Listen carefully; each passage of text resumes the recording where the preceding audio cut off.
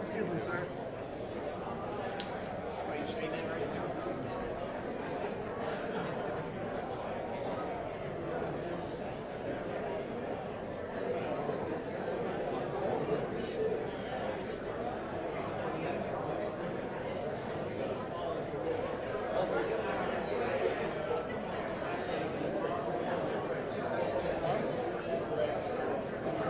Where's your other shirt?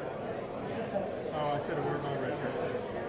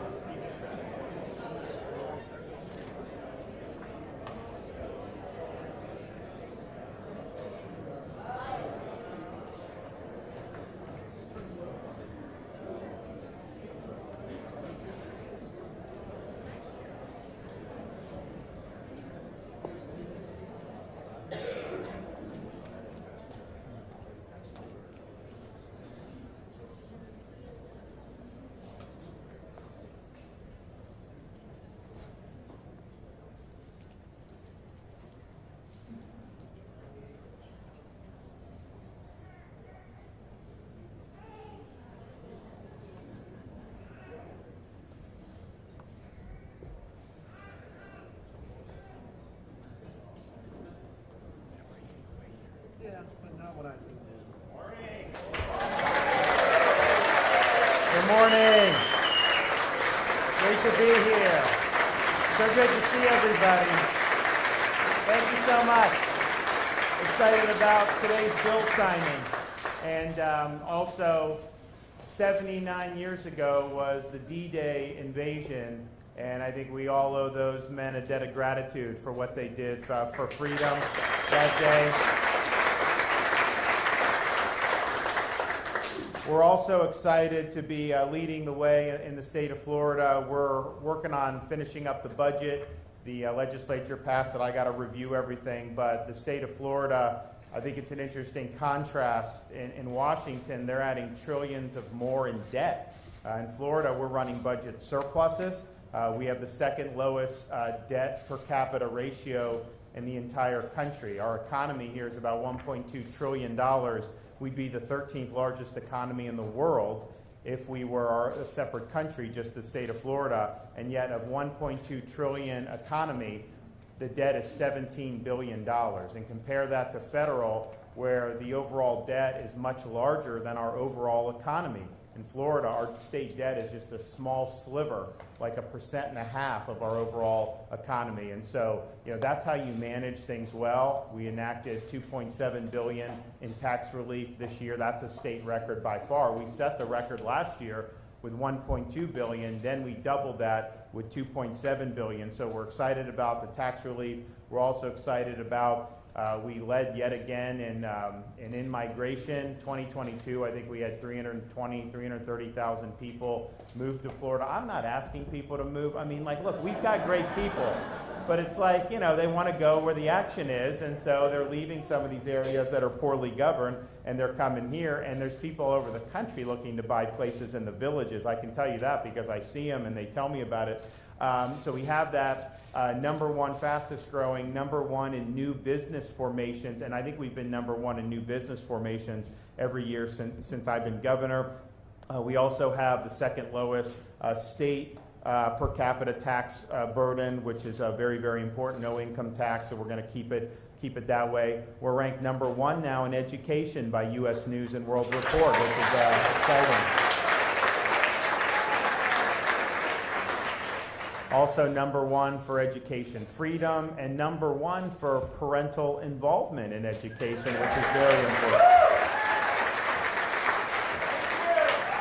So we'll put the finishing touches on this budget very, very soon, but part of, I think, the reason we've been successful is we have had a good commitment to education. It helps with the economy. It helps, obviously, given individuals the ability to make the most of their own life, but it's not just trying to shovel everybody to a 4-year brick and ivy university. We've done a lot to expand vocational and workforce education in the state of Florida. We've expanded apprenticeship, which is really, really important.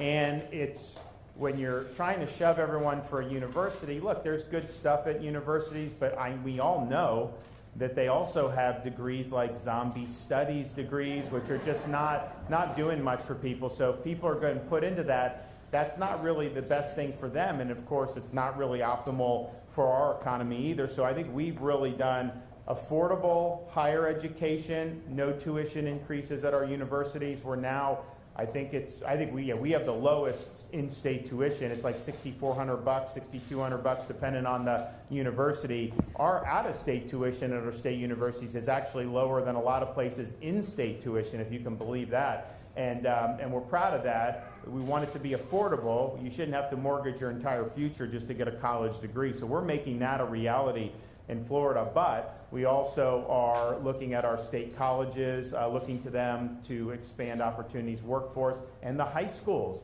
And we're doing more this year with what the legislature did to get more vocational in high schools. They used to have this. That was like a standard thing. Then they went away from it. We want to make sure that's there. We want to make sure there's apprenticeships for high school and people at our state colleges. And that ultimately, I think, is going to bode well for Florida over the long haul. So we're excited about doing that. We're excited about getting this budget signed.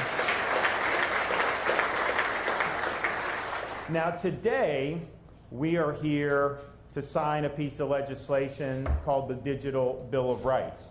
And I think we all know that if we looked at how our daily lives function today versus how they did 25 years ago, you see radical differences in how that functions. Heck, my wife and I, we were out the other day talking about how we met. And when we met, it was 2006. There were no smartphones then. And so like I asked her to go out with me, but I didn't even have her number yet. So she was following me in her car. And I had no idea where I was going because I didn't have a map on the phone. It was just a flip phone then. And then finally I found a place, pulled over, and we met there, and the rest is history. But it's just, that is just, you know, in our lifetime, the idea that you would be able to just, you know, type in something on a device and it maps you where you want to go, that was not how it was for most of our lives. And so the technology, all these things are such a big part of our daily lives. And there's some benefits to that, but there are also some drawbacks to that. And I think we've seen with some of these big tech companies how they've used their power to advance their agenda, how they've used their power to commandeer personal information of individual Americans. And so we want to make sure that we're providing protection for Floridians to speak their mind on these platforms, making sure that their data isn't monetized without their consent, making sure that government is not colluding with these companies to try to stifle speech like we've seen in recent history. So we're tackling all those. Now, we did the big tech censorship bill in 2021. I think we may have signed that in here, or we did an event around it here. But basically, our 2021 law said things like Facebook, these are private companies, that's true, but they put themselves out as being open platforms. And they say, we're not publishers. You can use our platform and you can say, you know, what you want, basically. And they get liability protection from the federal government. You can't sue them if somebody goes on their platform and defames you because they say they're not making publishing decisions. But what we've seen over the years is they take that liability protection, they say they're not publishers, and then they put the thumb on the scale in favor of one perspective. And if you're offering conservative dissent, you could get stifled, you could get taken down. If you dissented from the official COVID orthodoxy, they would take you down, they would try to stifle you. And so that is taking, I think, liability protection and abusing it. So what our bill just said is, look, if you're an open platform, if that's how you're advertising, you can have rules in terms of what you want or not want, but you got to apply those evenly. And if you're discriminating against people with viewpoints you don't like, then they have an ability to seek redress. And so we put that in. We gave the Attorney General the ability to bring actions against tech companies for unfair and deceptive trade practices. And we also prohibited big tech platforms from deplatforming political candidates. Now, they immediately sued on that, and we knew it was going to be a huge legal issue. So this case, the law is now pending at the U.S. Supreme Court. And I think that they're going to end up taking it probably for next year. But the question is just going to be, these big tech companies, are they able to just get liability protection and then just do whatever they want? Or if they're acting as publishers, they lose the liability protection. And if that's the case, look, as a publisher, any one of you can set up a website and you could host only the views you want. No one's disputing that. What I think we're disputing is when they say it's an open platform, when they're getting this liability protection, you then sign up, they take your data and they make money off of it, and then they censor you if you say something they don't like. That wasn't the deal, and so we want to be able to hold accountable on that. So stay tuned on the tech censorship. But then, even since we passed the bill, the things that came out are even much worse than what we even thought then. We, of course, knew during COVID that they were censoring people who were speaking out against lockdowns, speaking out against mask mandates, speaking out against school closures. But what I think we learned in the intervening time is that this was not just tech doing it on their own. They were actually working with people like Fauci and working with people in the government. And so they were basically doing the government's bidding in terms of stifling dissent. You cannot, as a government, subcontract out restrictions of speech to a private company and say that that's somehow okay. It's not okay. And so that basically is a violation of the First Amendment when they're acting as an arm of the state. And we saw that with COVID. We also saw it with the suppression of the Hunter Biden story in the 2020 election. That was FBI and DHS working with these companies, and basically they were the ones spewing misinformation, and they were censoring truthful information. So the fusion of government and tech for the purpose of censoring things that dissent from the official narrative, that's a huge, huge threat to freedom of speech in this country. And so Florida's leaned in on that. This is going to be resolved by the Supreme Court on that particular censorship front. But then what we're doing here today, I think, is covering a lot more ground that we need to be able to protect the folks in our state. So I'm going to sign Senate Bill 262 today, and this does create the digital Bill of Rights.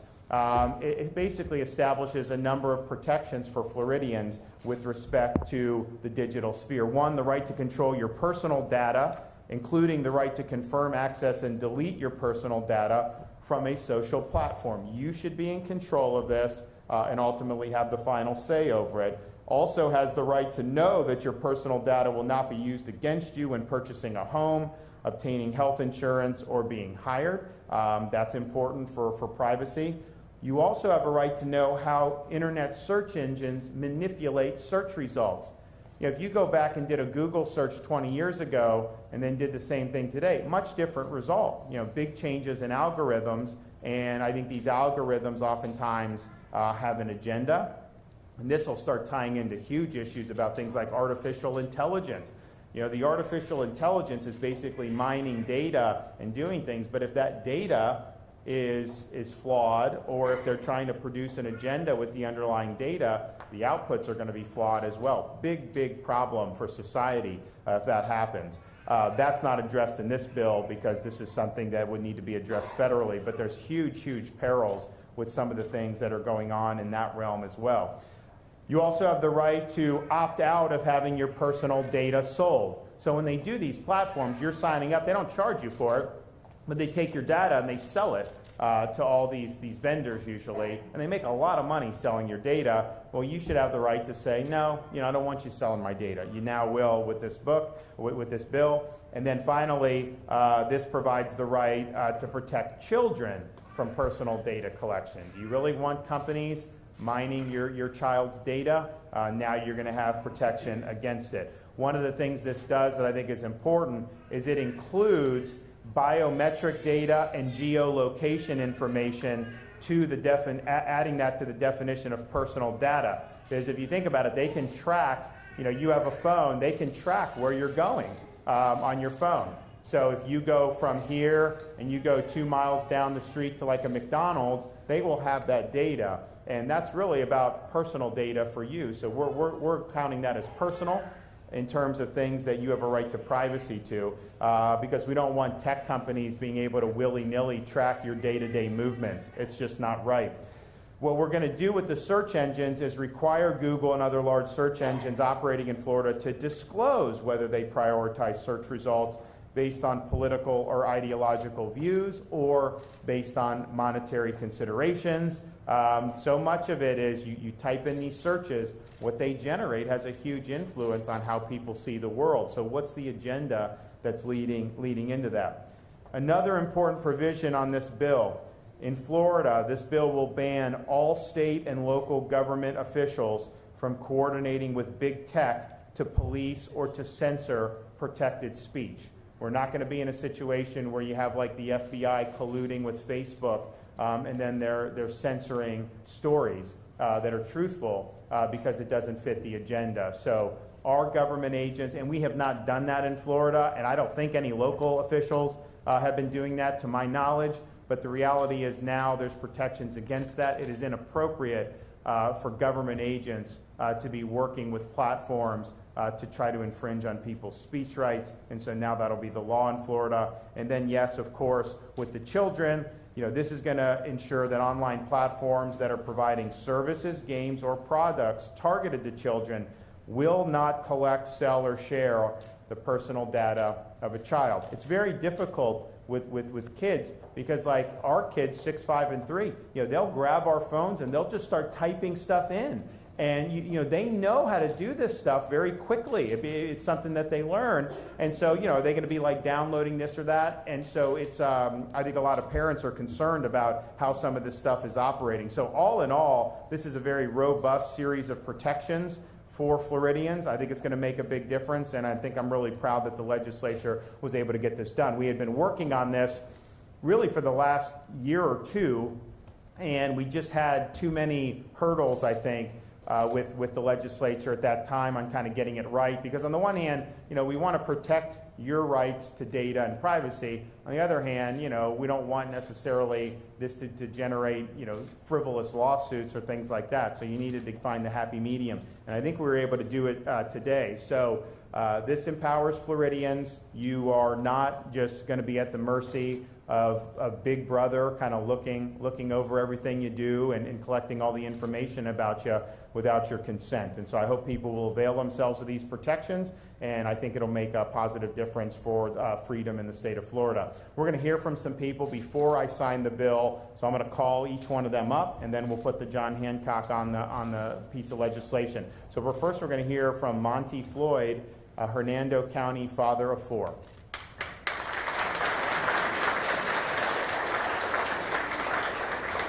Good morning, everyone. As a father of 4 in this day and age, I can tell you that it's not easy protecting our children from the never-ending assaults by various entities, namely corporations, to push their agenda and spy on our families. It has become a game in my household where my wife and I will now talk about various items around our smart devices to see if the advertisements will appear about what we just discussed. This is why we heavily restrict our children's access to the internet and online applications, let alone the media. We do so to protect our children's privacy, their innocence, and their personal safety, to shield them from exploitation and manipulation by aggressive marketing tactics, which almost always involve an agenda that conflicts with our family's values and what we feel is appropriate for our children. Take the month of June, for instance. I'm sure that my wife and I are not alone in having to play parental goaltender throughout this entire month. It's not easy being a parent in this age, but June really ups the difficulty to an entirely new level. Companies who are only looking out for their profits use sophisticated algorithms to target vulnerable people such as our children, and then proceed to exploit that vulnerability through aggressive and targeted methods by utilizing a glaring loophole in the 1998 Children's Online Privacy Protection Act, by claiming not to know who the users are or how old the users are, while crafting systems to prey on children. The Washington Post recently published a story about how smartphones and applications are not only harvesting our personal data, but are very engaged in collecting the data of our children on a scale that would shock many in this room. According to this article, by the time a child is 13, online advertising firms collect on average 72 million data points per child. In this day and age, most parents have become aware of this and the agenda that's behind it.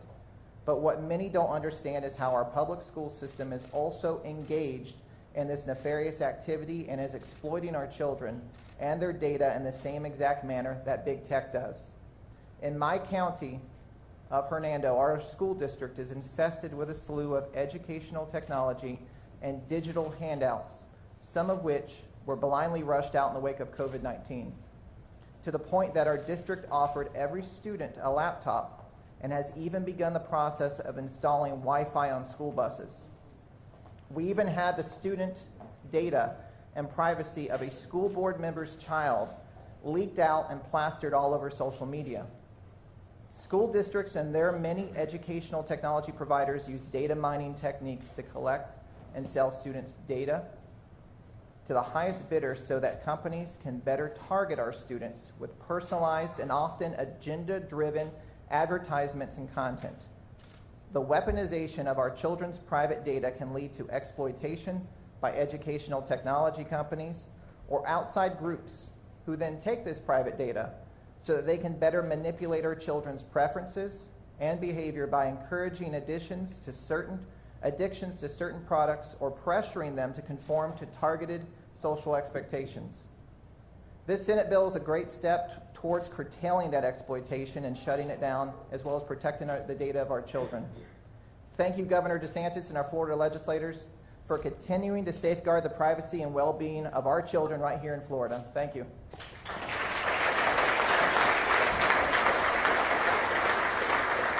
Okay, we have Larry John right here from the Villages.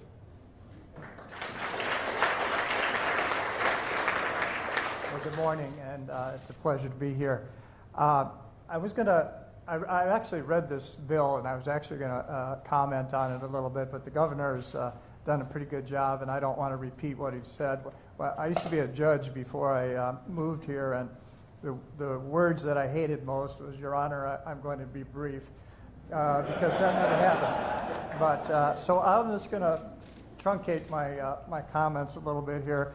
I do want to tell you a little bit about how I got involved in an organization called Seniors versus Crime, and just mention some of the things that we do. But I'm 73 years old. My wife Carol and I moved to the Villages about 2 years ago, and yes, indeed, we grew up in an era where we knew our local butcher and grocerymen and all of the merchants that we dealt with face to face.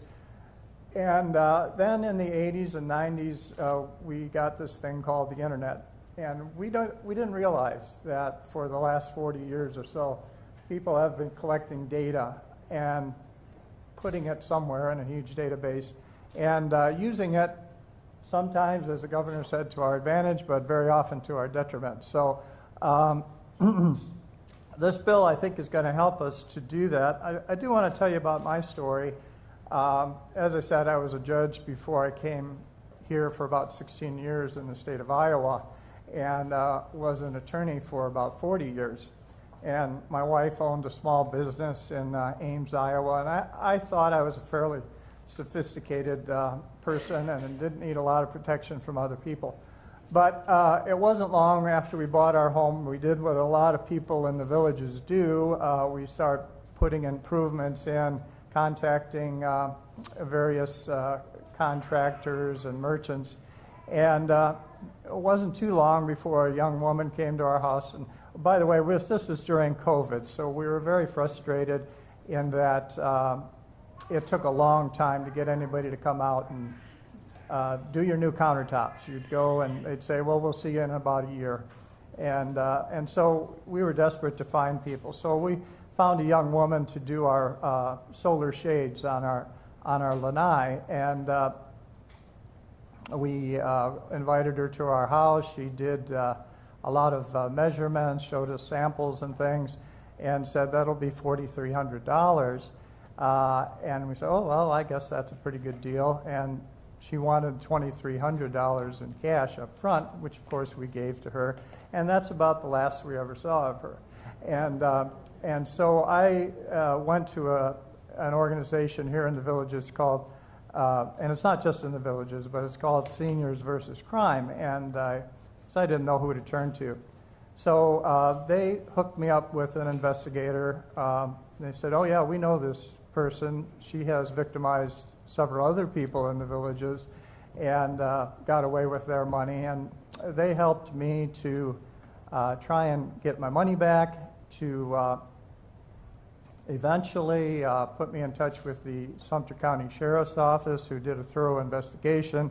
Of course, she had flown the coop by now, and we didn't know where she was, but they tracked her down and worked with the local prosecutors to prosecute her. And she did a short amount of time in jail and is now on probation. And yesterday I cashed my first check for restitution. So I'm not asking you to feel sorry for me, but what I'm saying is we are a member of the baby boom generation, those of you, many of you that live in the Villages here, and we are a demographic group that is subject to, well, first of all, we have a little bit of money, we trust people, and we want to get things done. And we are a group that is very subject to being victimized and taken advantage of. So the group that I work with, Seniors versus Crime, is a special project of the the Florida Attorney General's office. Excuse me for going back to Iowa. And we have 31 offices throughout Florida. I am a volunteer, and I don't work every day, just work occasionally. But we have many, many volunteers. I think they put in about 40,000 hours per year volunteering to assist people. And there's no fee for our services. We try to help folks who have been victimized. And one of the reasons they're victimized is because they put information about themselves out for public consumption. They go on Facebook and tell everybody what their profile is. They shop for things, and so everybody knows where what their tastes are. As the governor said, they can track us. They know exactly where we are, whether we're visiting our relatives, and they know a lot about us. And I've heard many, many scams since I've been here as a result of people mining data, focusing on people who are vulnerable, misrepresenting themselves as agents of the IRS or agents of the sheriff's office, or people who want you to bail their grandson out of jail. And so that's something that we try to help with, and it's something that I think this bill will help tremendously with, so long as people know about it and use it and get familiar with its provisions. I've read the bill. I haven't studied it in great length. I've learned a lot about it just sitting here today, but I do plan to use it with my clients and people that I work with, and help to educate them about this. And I do want to thank the legislature and the governor for having worked so hard to bring this to us. I'm not a person that likes a lot of regulation in my life, but for about 40 years, the internet has been basically unregulated. And we wouldn't need regulations if there weren't people out there trying to scam us, but there are. And so I see that this is necessary legislation.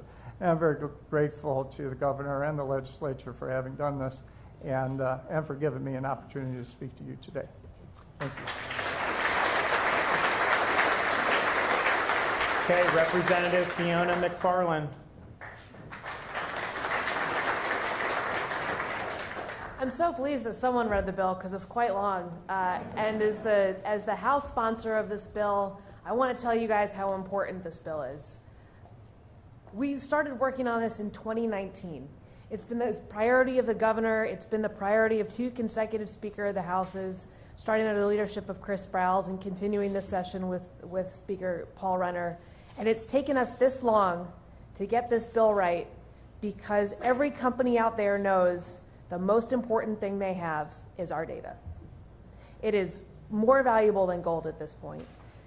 And here's what this bill will do for Floridians, because Floridians know this too. This bill will give Floridians the ability to know what information big tech companies are collecting about them. It's going to give Floridians the ability to ask them to delete it and get rid of it if they don't want them to have it anymore. And it's going to give Floridians the right to opt out of their information being sold or shared to the highest bidder for profit, unless you give them permission to. This is huge, folks. We all know, Larry's talked about it, the governor's talked about it, we've talked about it, the impact of our children. There is so much data out there about us. These big tech companies know our every thought, our behavior, the next step we're gonna take, whether we're gonna turn left or right at a traffic light, and Floridians are creeped out by how much data is out there. We're not really sure what they're doing with it, and that doesn't matter. This bill is gonna give each of us the ability to decide whether we're comfortable with that or not comfortable with that. It's on us now. This bill will give that important digital Bill of Rights and the transparency about what is happening with our private data online. And we're gonna go one step further when it comes to the children of Florida. We're gonna say to any social media company out there, any company where children are regularly interacting with online content, and we're gonna say if that content is harmful to a child under the age of 18, whether it's exposing them to sexually explicit material, bullying behavior, drugs, paraphernalia, or even creating these harmful algorithms that are targeting on the developing brain chemistry of a young child to promote, difficult self-images and mental health, set them up for mental health disorders down the road. We're gonna say, in Florida, cut it out. We got our eye on you. Thank you so much to the governor for having leadership to drive this bill to combat the evils of big tech and give Floridians really, really important protections when it comes to our personal information online.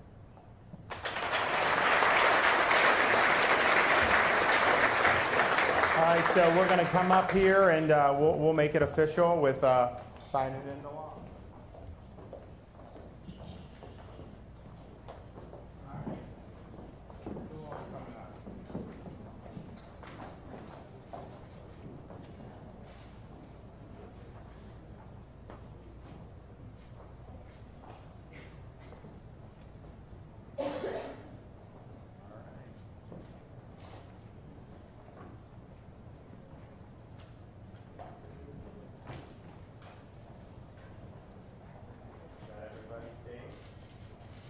Okay.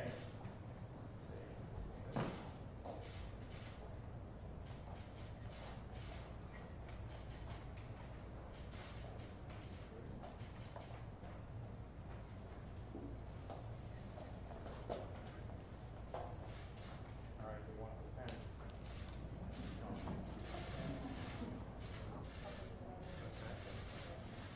I got one for any other little kids? Huh? Okay. There we go. All right, so here it is.